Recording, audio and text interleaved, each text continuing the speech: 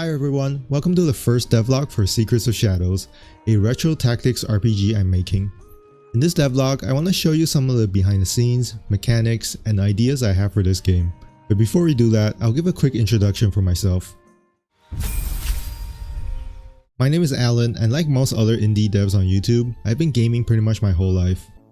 Some of my favorite all-time games are the GBA Fire Emblem games, Gen 3 Pokemon, Baldur's Gate 3, the Monster Hunter series, and many more. Currently, I'm playing a lot of PoE and I'm still struggling with the new Elden Ring DLC. I try to play a wide range of games since I think a huge advantage for being an indie dev is that you get to try and combine games or genres in interesting ways that bigger studios might not want to do.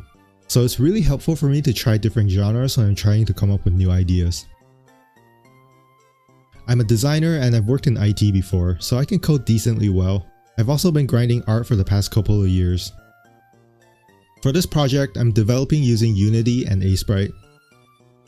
I'm still new to game dev, but a huge career goal for me would be to combine all these skills so that I can modernize old school games I love playing with interesting modern mechanics.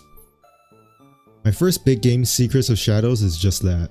I'm going for a game that combines modern aspects of BG3 with the old school aesthetics of Fire Emblem.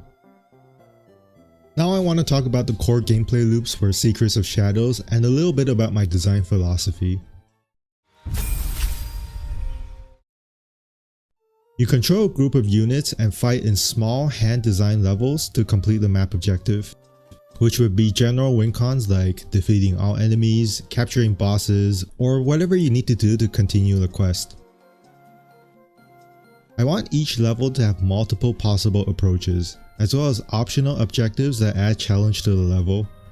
This means it will be possible to both slay or recruit potential bosses, or find secret items in hidden areas that start or affect different parts of the story.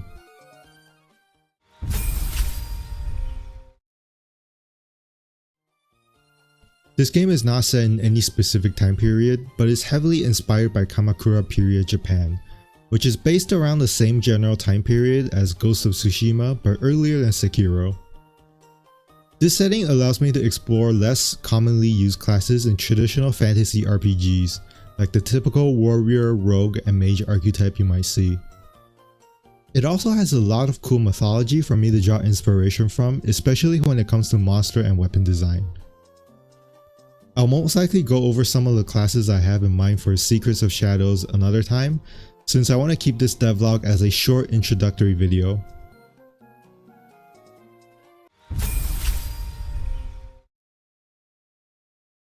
The third core gameplay loop I'm trying to explore is how the environment itself interacts with players and enemies. Ideally, players will want to use their environment and creativity to defeat the enemies, rather than just using the attack with the highest damage on the nearest enemy every turn.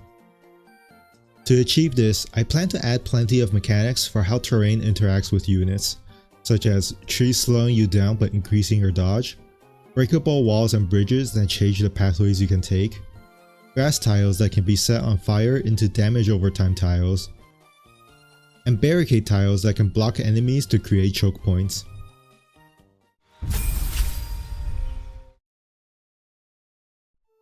So this is the part I still need to prototype and test heavily on, but I've always found boss fights in tactical games to be a bit lacking, since it usually turns into all your units ganging up on one guy and turns into a giant stat check. So in Secrets of Shadows, I want to introduce dedicated boss arenas with boss phases that break up player and enemy phases. Individual units will now take turns based on their speed, with the boss being able to take multiple turns in one phase, more similar to how Baldur's Gate 3 handles combat. I think this will make the boss fights more dynamic since the boss can potentially move around and pick off high priority targets. It'll make the boss fights more interactive with higher stakes. Again, I actually haven't tested this yet, but I'm curious to what you guys think about this idea.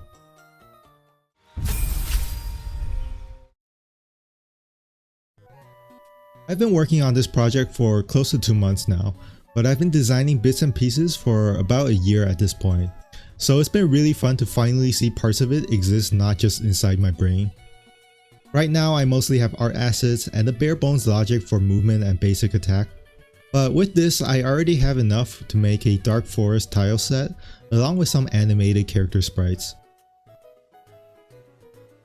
I did a little bit of UI designs for the menus and random pieces of gear for the players, and I've landed on a black, white, and red color scheme with frayed edges to complement the brushstroke textures behind text.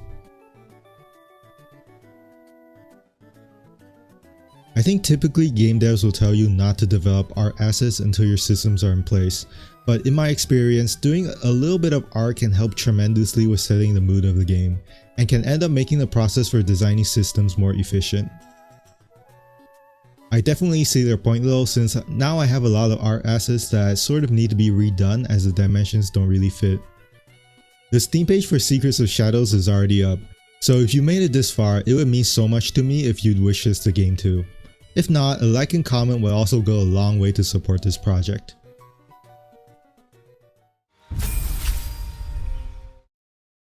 For the next step of this project, and what I'm hoping to get done in the next 8 to 10 weeks, is a small playable demo as a vertical slice of the game.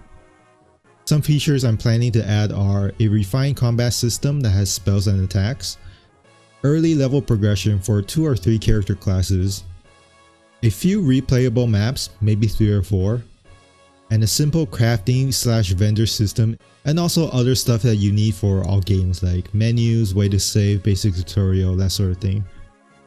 I'm planning on dropping smaller updates or showcases in between, so please consider subscribing if this project interests you. And leave a comment for any feedback you have. As a solo dev, getting feedback is always helpful. With that, thank you so much for watching and have a good day.